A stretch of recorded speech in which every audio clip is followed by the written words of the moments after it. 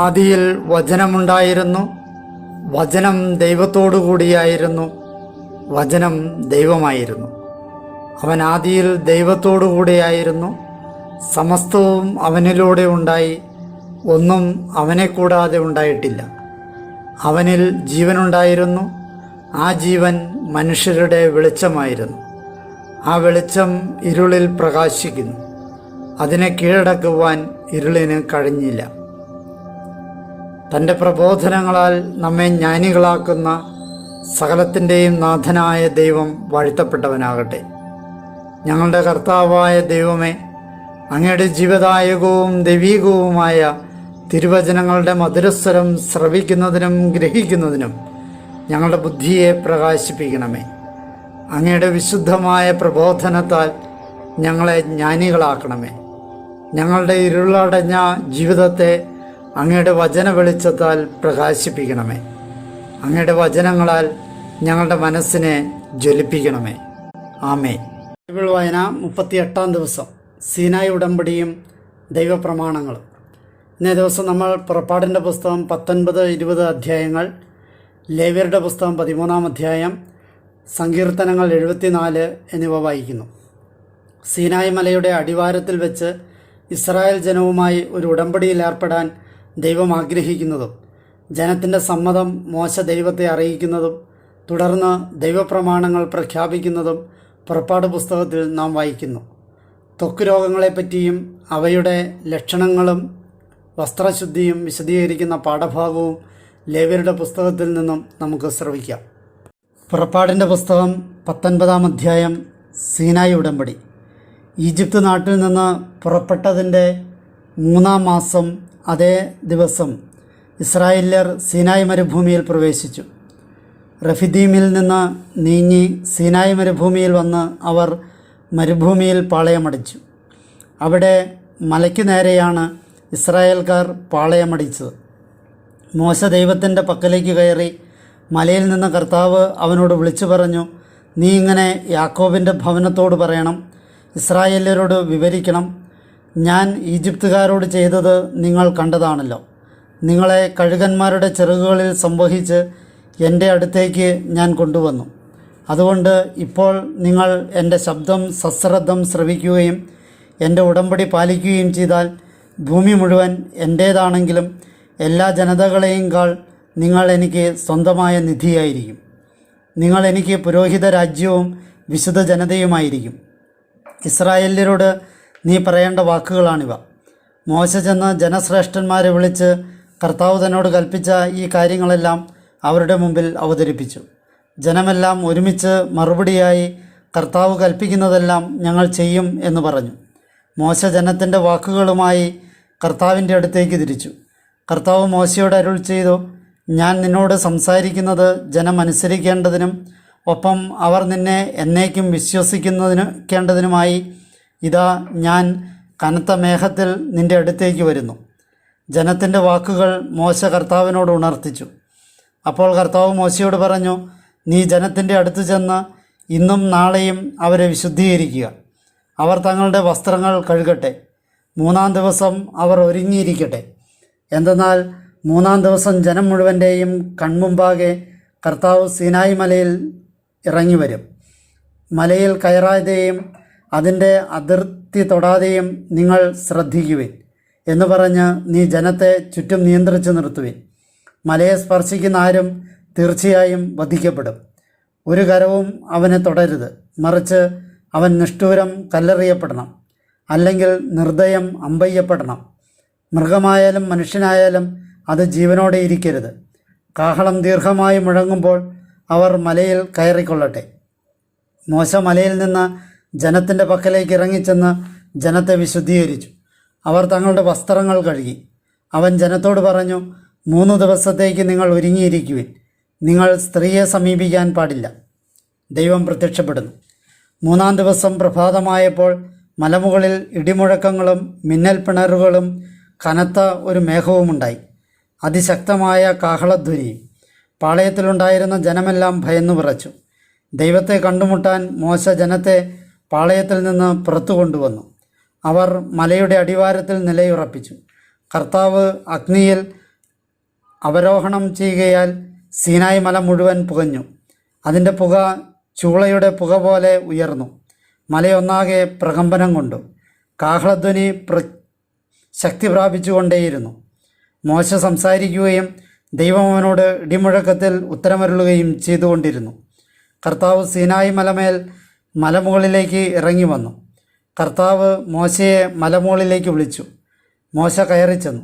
കർത്താവ് മോശയോട് അരുൾ ചെയ്തു, കർത്താവിൻ്റെ അടുത്തേക്ക് കാണാൻ വേണ്ടി അതിക്രമിച്ച് കടക്കാതിരിക്കാനും അങ്ങനെ അവരിൽ അനേകർ നിബദിക്കാതിരിക്കാനും വേണ്ടി നീ ഇറങ്ങിച്ചെന്ന് ജനത്തെ താക്കീത് ചെയ്യുക. കർത്താവിനെ സമീപിക്കുന്ന പുരോഹിതന്മാരും തങ്ങൾക്കെതിരായി കർത്താവ് കോപിഷ്ഠനാകാതിരിക്കാൻ സ്വയം വിശുദ്ധീകരിക്കട്ടെ.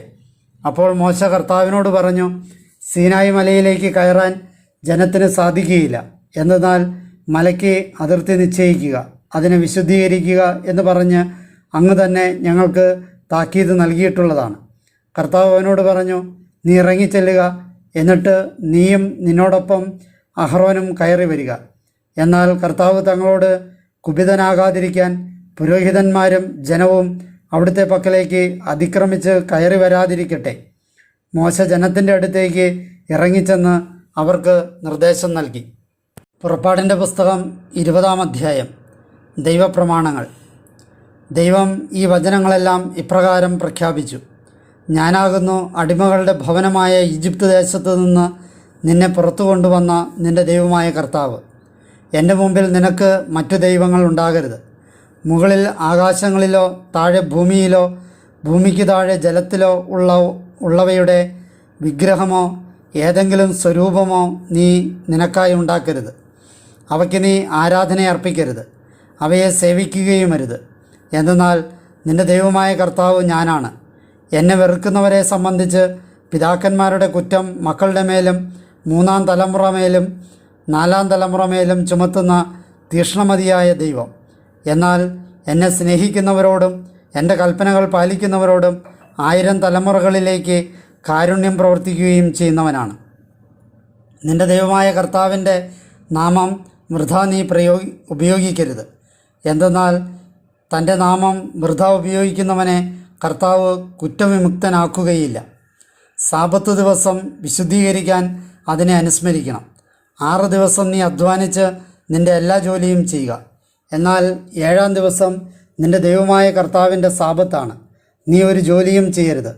നീയും നിൻ്റെ മകനും മകളും നിൻ്റെ ദാസനും ദാസിയും നിൻ്റെ കന്നുകാലിയും നിൻ്റെ പടികൾക്കകത്തുള്ള പ്രവാസിയും.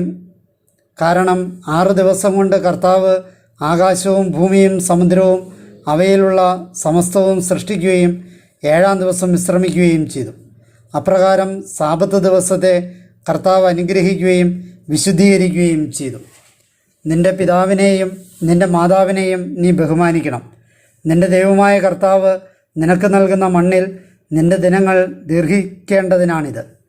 കൊല്ലരുത്, വ്യഭിചരിക്കരുത്, മോഷ്ടിക്കരുത്, അയൽക്കാരനെതിരെ വ്യാജസാക്ഷ്യം പറയരുത്, നിൻ്റെ അയൽക്കാരൻ്റെ ഭവനം മോഹിക്കരുത്, നിൻ്റെ അയൽക്കാരൻ്റെ ഭാര്യയെയോ ദാസനെയോ ദാസിയെയോ അവൻ്റെ കാളയെയോ കഴുതയെയോ അവനുള്ള എന്തെങ്കിലുമോ മോഹിക്കരുത്. ബലിപീഠ നിർമ്മാണം സംബന്ധിച്ച് ജനമെല്ലാം ഇടിമുഴക്കങ്ങളും മിന്നൽ പിണറുകളും കാഹളധ്വനിയും പുകയുന്ന പർവ്വതവും കാണുകയായിരുന്നു. ജനം ഭയന്നു വിറച്ച് ദൂരെ മാറി നിന്നു. അവർ മോശയോട് പറഞ്ഞു, നീ തന്നെ ഞങ്ങളോട് സംസാരിക്കുക, ഞങ്ങൾ കേൾക്കട്ടെ. ഞങ്ങൾ മരിക്കാതിരിക്കാൻ ദൈവം ഞങ്ങളോട് സംസാരിക്കാതിരിക്കട്ടെ. മോശ ജനത്തോട് പറഞ്ഞു, ഭയപ്പെടേണ്ട. കാരണം ദൈവം വന്നിരിക്കുന്നത് നിങ്ങളെ പരീക്ഷിക്കുന്നതിനും നിങ്ങൾ പാപം ചെയ്യാതിരിക്കത്തക്ക വിധം നിങ്ങളുടെ മുമ്പിൽ അവിടുത്തെ ഭയം ഉണ്ടാകേണ്ടതിനുമാണ്. ജനം ദൂരെ മാറി നിന്നു. എന്നാൽ ദൈവം സന്നിഹിതനായിരുന്ന മേഘത്തെ മോശ സമീപിച്ചു. അപ്പോൾ കർത്താവ് മോശയോട് കൽപ്പിച്ചു, ഇസ്രായേല്യരോട് നീ ഇങ്ങനെ പറയുക, ആകാശത്തു നിന്ന് ഞാൻ നിങ്ങളോട് സംസാരിച്ചത് നിങ്ങൾ തന്നെ കണ്ടതാണല്ലോ. എനിക്കൊപ്പം നിങ്ങൾ വെള്ളി കൊണ്ടുള്ള ദേവന്മാരെ ഉണ്ടാക്കരുത്, സ്വർണം കൊണ്ടുള്ള ദേവന്മാരെയും നിങ്ങൾക്കായി ഉണ്ടാക്കരുത്. നീ എനിക്കായി മൺബലിപീഠം പണിയണം. അതിന്മേൽ നിൻ്റെ ഹോമയാഗങ്ങളായും സമാധാനയാഗങ്ങളായും നിൻ്റെ ആടിനെയും കന്നുകാലികളെയും അർപ്പിക്കുക. എൻ്റെ നാമം അനുസ്മരിക്കാൻ ഞാൻ ഇടയാക്കുന്ന സ്ഥലത്തെല്ലാം നിൻ്റെ അടുക്കൽ വരികയും നിന്നെ അനുഗ്രഹിക്കുകയും ചെയ്യും. എനിക്ക് വേണ്ടി ഉണ്ടാക്കുന്നത് കല്ലുകൾ കൊണ്ടുള്ള ബലിപീഠമാണെങ്കിൽ നീ അവ കൊത്തിപ്പണിയരുത്. കാരണം അതിന്മേൽ നിൻ്റെ ഉള്ളി പായിക്കുമ്പോൾ നീ അത് അശുദ്ധമാക്കുകയാണ്. എൻ്റെ ബലിപീഠത്തിന്മേൽ നിൻ്റെ നഗ്നത വെളിപ്പെടാതിരിക്കാൻ വേണ്ടി നീ അതിന്മേൽ പടികളിലൂടെ കയറരുത്. ലേവ്യരുടെ പുസ്തകം 13-ാം അധ്യായം. ത്വക്ക് രോഗങ്ങൾ. കർത്താവ് മോശയോടും അഹ്റോനോടും ഇപ്രകാരം വചിച്ചു: ഒരു മനുഷ്യന് ശരീരചർമ്മത്തിൽ തിണർപ്പോ ചുണങ്ങോ പാണ്ടോ ഉണ്ടാവുകയും അത് അവൻ്റെ ശരീരചർമ്മത്തിൽ കുഷ്ഠത്തിൻ്റെ അടയാളമാവുകയും ചെയ്താൽ പുരോഹിതനായ അഹ്റോൻ്റെയോ അവൻ്റെ പുത്രന്മാരായ പുരോഹിതന്മാരിൽ ഒരുവൻ്റെയോ അടുക്കൽ അവൻ കൊണ്ടുവരപ്പെടട്ടെ. പുരോഹിതൻ ശരീരചർമ്മത്തിലെ വ്രണം പരിശോധിക്കണം. വ്രണത്തിലെ രോമം വെളുപ്പായിത്തീരുകയും വ്രണം അവൻ്റെ ശരീരചർമ്മത്തേക്കാൾ കുഴിഞ്ഞതായി കാണപ്പെടുകയും ചെയ്താൽ അത് കുഷ്ഠബാധയാണ്. പുരോഹിതൻ അത് പരിശോധിച്ച് അവനെ മലിനനെന്ന് പ്രഖ്യാപിക്കണം. എന്നാൽ അവൻ്റെ ശരീരചർമ്മത്തിലെ പാണ്ട് വെളുത്തതെങ്കിലും അത് തൊലിയേക്കാൾ കുഴിഞ്ഞതായി കാണപ്പെടുകയോ രോമം വെളുത്തതായി മാറുകയോ ചെയ്തിട്ടില്ലെങ്കിൽ വ്രണമുള്ളവനെ 7 ദിവസത്തേക്ക് പുരോഹിതൻ മാറ്റിപ്പാർപ്പിക്കണം. 7-ാം ദിവസം പുരോഹിതൻ അവനെ പരിശോധിക്കണം. അവൻ്റെ നോട്ടത്തിൽ ഇതാ വ്രണം ത്വക്കിൽ വ്യാപിക്കാതെ നിൽക്കുകയാണ്. പുരോഹിതൻ അവനെ രണ്ടാമതും 7 ദിവസത്തേക്ക് മാറ്റിപ്പാർപ്പിക്കണം. 7-ാം ദിവസം പുരോഹിതൻ അവനെ രണ്ടാമതും പരിശോധിക്കണം. ഇതാ വ്രണം മങ്ങിയിട്ടുണ്ട്, ത്വക്കിൽ വ്രണം വ്യാപിച്ചിട്ടുമില്ല. അപ്പോൾ പുരോഹിതൻ അവനെ ശുദ്ധിയുള്ളവനെന്ന് പ്രഖ്യാപിക്കണം. അത് ചുണങ്ങാണ്. അവൻ തൻ്റെ വസ്ത്രങ്ങൾ കഴുകട്ടെ, അവൻ ശുദ്ധിയുള്ളവനാണ്. തന്നെ ശുദ്ധിയുള്ളവനായി പ്രഖ്യാപിക്കുന്നതിന് ഒരുവൻ പുരോഹിതൻ്റെ പക്കൽ ഹാജരായതിനു ശേഷം ചുണങ്ങ് ചർമ്മത്തിൽ പരക്കെ വ്യാപിക്കുകയാണെങ്കിൽ അവൻ പുരോഹിതൻ്റെ പക്കൽ രണ്ടാമതും ഹാജരാകണം. പുരോഹിതൻ പരിശോധിക്കുമ്പോൾ ഇതാ ചർമ്മത്തിൽ ചുണങ്ങ് വ്യാപിച്ചിരിക്കുന്നു. പുരോഹിതൻ അവനെ മലിനനെന്ന് പ്രഖ്യാപിക്കണം. അത് കുഷ്ഠമാണ്. ഒരു മനുഷ്യനിൽ കുഷ്ഠബാധയുണ്ടായാൽ അവനെ പുരോഹിതൻ്റെ അടുക്കൽ കൊണ്ടുവരണം.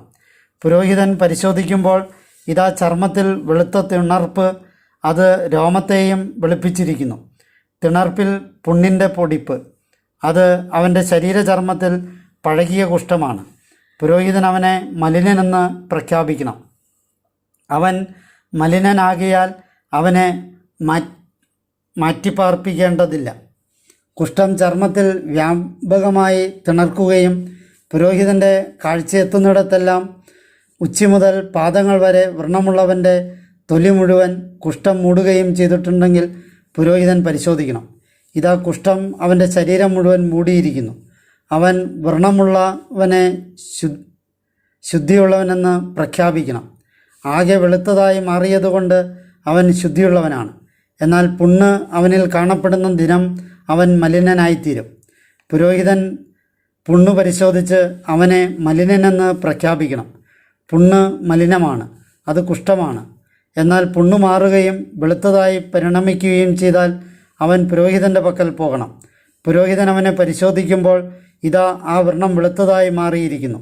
എങ്കിൽ പുരോഹിതൻ വ്രണമുള്ളവനെ ശുദ്ധിയുള്ളവനെന്ന് പ്രഖ്യാപിക്കണം. അവൻ ശുദ്ധിയുള്ളവനാണ്.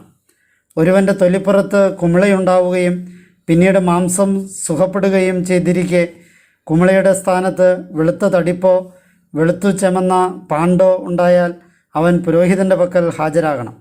പുരോഹിതൻ പരിശോധിക്കുമ്പോൾ ഇതാ അത് തൊലിയേക്കാൾ കുഴിഞ്ഞതായി കാണപ്പെടുന്നു. അതിൻ്റെ രോമം വെളുത്തതായി പരിണമിക്കുകയും ചെയ്തിരിക്കുന്നു. അപ്പോൾ പുരോഹിതൻ അവനെ മലിനനെന്ന് പ്രഖ്യാപിക്കണം. കുമിളപ്പിൽ തിണർത്ത കുഷ്ഠബാധയാണത്. എന്നാൽ പുരോഹിതൻ അത് പരിശോധിക്കുമ്പോൾ ഇതാ അതിൽ വെളുത്ത രോമമില്ല, ചർമ്മത്തേക്കാൾ അത് കുഴിഞ്ഞിട്ടില്ല, അത് മങ്ങിയിട്ടുമുണ്ട്. എങ്കിൽ പുരോഹിതൻ അവനെ 7 ദിവസത്തേക്ക് മാറ്റിപ്പാർപ്പിക്കണം. അത് ത്വക്കിൽ പരക്കെ വ്യാപിച്ചിട്ടുണ്ടെങ്കിൽ പുരോഹിതൻ അവനെ മലിനനെന്ന് പ്രഖ്യാപിക്കണം. അത് ബാധയാണ്. പാണ്ട് വ്യാപിക്കാതെ തൽസ്ഥാനത്ത് നിന്നാൽ അത് കുമിളപ്പിൻ്റെ വടുവാണ്. പുരോഹിതൻ അവനെ ശുദ്ധിയുള്ളവനെന്ന് പ്രഖ്യാപിക്കണം. ഒരുവൻ്റെ ശരീരചർമ്മത്തിൽ തീപ്പൊള്ളലിൻ്റെ പാടുണ്ടാവുകയും പൊള്ളലിൻ്റെ പൊടിപ്പ് അരണ്ട് ചമന്നതോ വെളുത്തതോ ആയ പാണ്ടായിരിക്കുകയും ചെയ്താൽ പുരോഹിതൻ അത് പരിശോധിക്കണം. ഇതാ പാണ്ടിലെ രോമം വെളുത്തതായി മാറിയിരിക്കുന്നു, അത് ചർമ്മത്തേക്കാൾ കുഴിഞ്ഞതായി കാണപ്പെടുകയും ചെയ്യുന്നു, എങ്കിലത് പൊള്ളലിൽ തിണർത്ത കുഷ്ഠമാണ്. പുരോഹിതൻ അവനെ മലിനനെന്ന് പ്രഖ്യാപിക്കണം. അത് കുഷ്ഠബാധ തന്നെ. മറിച്ച് പുരോഹിതൻ അത് പരിശോധിക്കുമ്പോൾ ഇതാ പാണ്ടിലെ രോമം വെളുത്തതല്ല, ചർമ്മത്തേക്കാൾ അത് കുഴിഞ്ഞതല്ല, അത് മങ്ങിയിട്ടുമുണ്ട്, എങ്കിൽ പുരോഹിതൻ അവനെ 7 ദിവസത്തേക്ക് മാറ്റിപ്പാർപ്പിക്കണം. 7-ാം ദിവസം പുരോഹിതൻ അവനെ പരിശോധിക്കണം. അത് ചർമ്മത്തിൽ പരക്കെ വ്യാപിച്ചിട്ടുണ്ടെങ്കിൽ പുരോഹിതൻ അവനെ മലിനനെന്ന് പ്രഖ്യാപിക്കണം. അത് കുഷ്ഠബാധയാണ്. എന്നാൽ പാണ്ട് ചർമ്മത്തിൽ വ്യാപിക്കാതെ തൽസ്ഥാനത്ത് നിൽക്കുകയും മങ്ങിയിരിക്കുകയും ചെയ്താൽ അത് പൊള്ളലിൻ്റെ തടിപ്പാണ്. പുരോഹിതൻ അവനെ ശുദ്ധിയുള്ളവനെന്ന് പ്രഖ്യാപിക്കണം. എന്തെന്നാൽ അത് പൊള്ളലിൻ്റെ വടുവാണ്. ഒരു പുരുഷനോ സ്ത്രീക്കോ തലയിലോ താടിയിലോ വ്രണമുണ്ടായാൽ പുരോഹിതൻ വ്രണം പരിശോധിക്കണം. ഇതാ അത് ത്വക്കിനേക്കാൾ കുഴിഞ്ഞതായി കാണപ്പെടുന്നു, അതിലെ രോമം നേർത്തതും മഞ്ഞയുമാണ്, എങ്കിൽ പുരോഹിതൻ അവനെ മലിനനെന്ന് പ്രഖ്യാപിക്കണം. അത് ചിരങ്ങാണ്, തലയിലെയോ താടിയിലെയോ കുഷ്ഠം തന്നെ. പുരോഹിതൻ ചിരങ്ങുബാധ പരിശോധിക്കുമ്പോൾ ഇതാ അതിൻ്റെ ദൃശ്യം ത്വക്കിനേക്കാൾ കുഴിഞ്ഞതല്ല, എന്നാൽ അതിൽ കറുത്ത രോമമില്ലതാനും, എങ്കിൽ 7 ദിവസത്തേക്ക് ചിരങ്ങുബാധിതനെ മാറ്റിപ്പാർപ്പിക്കണം. 7-ാം ദിവസം പുരോഹിതൻ വ്രണം പരിശോധിക്കുമ്പോൾ ഇതാ ചിരങ്ങ് വ്യാപിച്ചിട്ടില്ല, അതിൽ മഞ്ഞ രോമമില്ല, ചിരങ്ങിൻ്റെ ദൃശ്യമാകട്ടെ ത്വക്കിനേക്കാൾ കുഴിഞ്ഞതുമല്ല. അയാൾ സ്വയം ക്ഷൗരം ചെയ്യണം, എന്നാൽ ചിരങ്ങ് ക്ഷൗരം ചെയ്യരുത്. പുരോഹിതൻ ചിരങ്ങുള്ളയാളെ 2-മതും 7 ദിവസത്തേക്ക് മാറ്റിപ്പാർപ്പിക്കണം. 7-ാം ദിവസം പുരോഹിതൻ ചിരങ്ങ് പരിശോധിക്കുമ്പോൾ ഇതാ ചിരങ്ങ് ത്വക്കിൽ വ്യാപിച്ചിട്ടില്ല, അത് ത്വക്കിനേക്കാൾ കുഴിഞ്ഞതായി കാണപ്പെടുന്നുമില്ല. അപ്പോൾ പുരോഹിതൻ അവനെ ശുദ്ധിയുള്ളവനെന്ന് പ്രഖ്യാപിക്കണം. അവൻ തൻ്റെ വസ്ത്രങ്ങൾ കഴുകണം, അവൻ ശുദ്ധിയുള്ളവനാണ്. എന്നാൽ ശുദ്ധീകരണത്തിന് ശേഷം ത്വക്കിൽ ചിരങ്ങ് വ്യാപകമായി പടരുകയാണെങ്കിൽ പുരോഹിതൻ അവനെ പരിശോധിക്കണം. ഇതാ ത്വക്കിൽ ചിരങ്ങ് പടർന്നിരിക്കുന്നു. പുരോഹിതൻ മഞ്ഞരോമം സൂക്ഷ്മമായി തിരയേണ്ടതില്ല, അവൻ മലിനനാണ്. അവൻ്റെ നോട്ടത്തിൽ ചിരങ്ങ് നിലനിൽക്കുന്നെങ്കിലും അതിൽ കറുത്ത രോമം കിളിർത്തിട്ടുണ്ടെങ്കിൽ ചിരങ്ങ് സുഖപ്പെട്ടിരിക്കുന്നു, അവൻ ശുദ്ധിയുള്ളവനാണ്. അവനെ പുരോഹിതൻ ശുദ്ധിയുള്ളവനെന്ന് പ്രഖ്യാപിക്കണം. പുരുഷനാകട്ടെ സ്ത്രീയാകട്ടെ തൻ്റെ ശരീരചർമ്മത്തിൽ പാണ്ടുകൾ ഉണ്ടായാൽ പാണ്ടുകൾ വെളുത്തതാണെങ്കിൽ പുരോഹിതൻ പരിശോധിക്കണം. ഇതാ അയാളുടെ ശരീരചർമ്മത്തിൽ മങ്ങിയ വെള്ളപ്പാണ്ടുകൾ, എങ്കിൽ അത് ത്വക്കിൽ തിണർക്കുന്ന ചുണങ്ങാണ്, അയാൾ ശുദ്ധിയുള്ളവനാണ്. തൻ്റെ തലയിൽ നിന്ന് മുടി കൊഴിഞ്ഞു പോയിട്ടുള്ള ഒരുവൻ കഷണ്ടിയാണ്, അവൻ ശുദ്ധിയുള്ളവൻ തന്നെ. നെറ്റിയുടെ മേൽഭാഗത്ത് നിന്ന് മുടി കൊഴിഞ്ഞു പോയിട്ടുള്ളവൻ മുൻകഷണ്ടിയാണ്, അവൻ ശുദ്ധിയുള്ളവനാണ്. എന്നാൽ പിൻകഷണ്ടിയിലോ മുൻകഷണ്ടിയിലോ വെളുത്തു ചമന്ന വ്രണമുണ്ടെങ്കിൽ അതവൻ്റെ മുൻകഷണ്ടിയിലോ പിൻകഷണ്ടിയിലോ തിണർത്ത കുഷ്ഠമാണ്. പുരോഹിതൻ അവനെ പരിശോധിക്കുമ്പോൾ ഇതാ അവൻ്റെ പിൻകഷണ്ടിയിലോ മുൻകഷണ്ടിയിലോ ശരീര ചർമ്മകുഷ്ഠത്തിൽ കാണും വിധം വെളുത്തു ചമന്ന വ്രണത്തിൻ്റെ തടിപ്പ്, എങ്കിൽ അവൻ കുഷ്ഠരോഗിയും മലിനനുമാണ്. അവൻ്റെ ശിരസിലെ വ്രണത്തെ പ്രതി പുരോഹിതൻ അവനെ തീർത്തും മലിനനെന്ന് പ്രഖ്യാപിക്കണം. കുഷ്ഠരോഗബാധയുള്ളവൻ്റെ വസ്ത്രങ്ങൾ കീറിയതായിരിക്കണം, അവൻ്റെ ശിരസ് അനാവൃതമായിരിക്കണം, അവൻ മേൽചുണ്ട് മറച്ചിരിക്കണം. മലിനൻ മലിനൻ എന്ന് അവൻ വിളിച്ചു പറയുകയും വേണം. തന്നിൽ രോഗമുള്ള കാലമെല്ലാം അവൻ മലിനനായിരിക്കും, അവൻ മലിനൻ തന്നെ. അവൻ തനിച്ചു താമസിക്കണം, പാളയത്തിന് വെളിയിലായിരിക്കും അവൻ്റെ വാസസ്ഥലം. വസ്ത്രശുദ്ധി.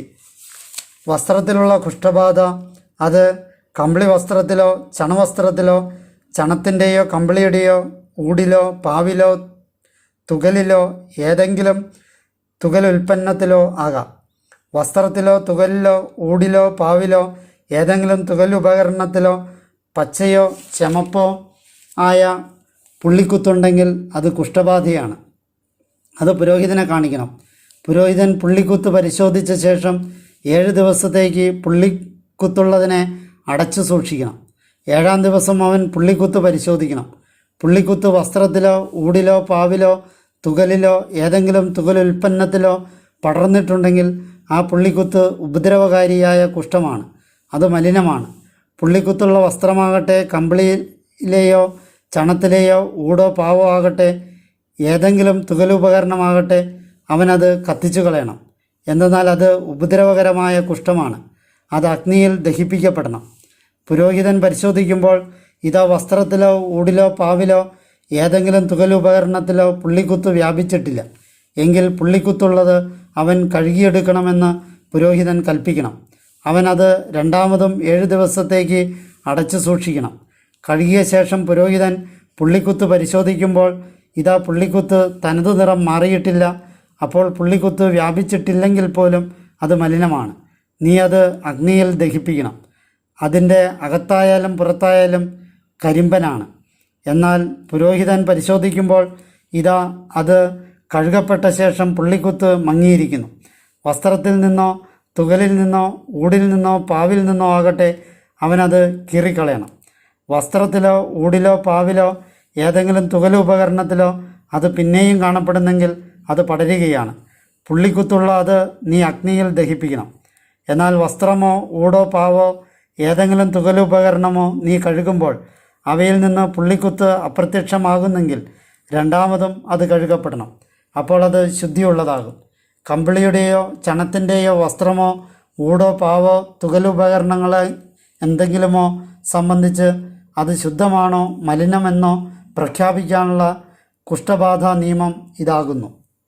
സങ്കീർത്തനം 74. അശുദ്ധമാക്കപ്പെട്ട വിശുദ്ധ സ്ഥലം. ആസാഫിൻ്റെ പ്രബോധന ഗീതം. ദൈവമേ, എന്തുകൊണ്ടാണ് എന്നേക്കുമായി അങ്ങ് ഞങ്ങളെ തള്ളിക്കളഞ്ഞത്? അങ്ങയുടെ മേച്ചിൽപ്പുറത്തെ ആട്ടിൻപറ്റത്തിനെതിരെ അങ്ങയുടെ കോപം ജ്വലിക്കുന്നത്. അങ്ങ് പണ്ടേ സ്വന്തമാക്കിയ അങ്ങയുടെ സമൂഹത്തെ, അങ്ങയുടെ അവകാശമായി അങ്ങ് വീണ്ടെടുത്ത ഗോത്രത്തെ, അങ്ങ് വസിച്ചിരുന്ന ഈ സിയോൻ മലയെ സ്മരിക്കണമേ.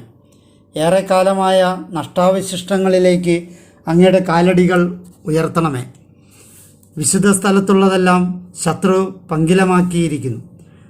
തിരുസമ്മേളന മധ്യേ അങ്ങയുടെ എതിരാളികൾ അലറി. അവർ തങ്ങളുടെ പതാകകൾ അടയാളങ്ങളായി സ്ഥാപിച്ചു. നോക്കൂ, നിബിഡവനത്തിൽ മഴുക്കൾ മുകളിലേക്ക് ഉയർത്തുന്നത് പോലെ ഇതാ അതിൻ്റെ കൊത്തുപണികൾ ഒന്നടങ്കം അവർ കൂടം കൊണ്ടും കോടാലികൾ കൊണ്ടും തകർത്തു. അവർ തങ്ങളുടെ ശ്രീകോവിൽ അഗ്നിക്കിരയാക്കി. തിരുനാമ നിവാസം അവർ നിലം വരെ പങ്കിലമാക്കി. അവർ തങ്ങളുടെ ഹൃദയത്തിൽ പറഞ്ഞു, നമുക്കവരെ ഒന്നടങ്കം ഞെരുക്കാം. ദേശത്ത് തമ്പുരാൻ്റേതായുള്ള സമ്മേളന കേന്ദ്രങ്ങളെല്ലാം അവർ തീയിട്ടു. ഞങ്ങളുടെ അടയാളങ്ങൾ ഞങ്ങൾ കാണുന്നില്ല. ഇനിയും പ്രവാചകനായി ആരുമില്ല. ഇതൊക്കെ എന്നുവരെ എന്നറിയുന്നവനും ഞങ്ങളോടൊപ്പമില്ല. ദൈവമേ, വൈരി എത്ര നാൾ പരിഹസിക്കും? ശത്രു എന്നേക്കും തിരുനാമം ഭർസിക്കുമോ? എന്തുകൊണ്ടാണ് അങ്ങയുടെ കൈ അങ്ങ് പിൻവലിച്ചിരിക്കുന്നത്? മടിക്കുള്ളിൽ നിന്ന് അങ്ങേ വലങ്കൈ പുറത്തെടുത്ത് അവനെ ഇല്ലായ്മ ചെയ്യണമേ. ദൈവമേ, പണ്ടു മുതലുള്ള എൻ്റെ രാജാവേ, ഭൂമധ്യേ രക്ഷാകര കൃത്യങ്ങൾ ചെയ്യുന്നവനെ, അങ്ങാണ് കടലിനെ അങ്ങയുടെ ശക്തിയാൽ വിഭജിച്ചത്, ജലത്തിലെ സത്വങ്ങളുടെ തലകൾ പിളർന്നതും. അങ്ങാണ് ലവിയാഥാൻ്റെ തലകൾ തകർത്തത്, അതിനെ അരണ്യവാസികളായ വർഗത്തിന് ആഹാരമായി കൊടുത്തതും. അങ്ങാണ് ഉറവയും ചോലയും പൊട്ടിച്ചുവിട്ടത്. അങ്ങാണ് ഒഴുക്കുള്ള നദികൾ വറ്റിച്ചത്. പകൽ അങ്ങയുടേതാണ്, രാത്രിയും അങ്ങയുടേത് തന്നെ. അങ്ങാണ് ജ്യോതിസിനെയും സൂര്യനെയും സ്ഥാപിച്ചത്. അങ്ങാണ് ഭൂമിയുടെ അതിരുകളെല്ലാം വ്യവസ്ഥാപിതമാക്കിയത്. ഗ്രീഷ്മവും ഹേമന്തവും അങ്ങാണ് രൂപകൽപ്പന ചെയ്തത്. കർത്താവെ, തിരുനാമത്തെ ശത്രു പരിഹസിക്കുന്നെന്നും ഭോഷജനം ഭർസിക്കുന്നുമെന്നുമുള്ള വസ്തുത ഓർക്കണമേ. അങ്ങയുടെ പ്രാവിൻ്റെ പ്രാണൻ വന്യമൃഗത്തിന് വിട്ടുകൊടുക്കരുതേ. അങ്ങയുടെ അഗതികളുടെ ജീവൻ എന്നേക്കും മറക്കരുതേ. ഉടമ്പടിയോട് പരിഗണന കാട്ടണമേ. ഭൂമിയുടെ ഇരുളിടങ്ങളിൽ അക്രമസങ്കേതങ്ങൾ നിറയുകയാണല്ലോ. മർദ്ദിതൻ അപമാനിതനായി മടങ്ങാതിരിക്കട്ടെ. അഗതിയും ദരിദ്രനും തിരുനാമം സ്തുതിക്കട്ടെ. ദൈവമേ, എഴുന്നേറ്റ് അങ്ങയുടെ വ്യവഹാരം വാദിക്കണമേ. ഭോഷനിൽ നിന്ന് അങ്ങേക്കെതിരായി ദിനം മുഴുവനുമുള്ള അപമാനം ഓർക്കണമേ. അങ്ങയുടെ എതിരാളികളുടെ സ്വരം, പ്രതിയോഗികളുടെ നിരന്തരം ഉയരുന്ന അട്ടഹാസം മറക്കരുതേ.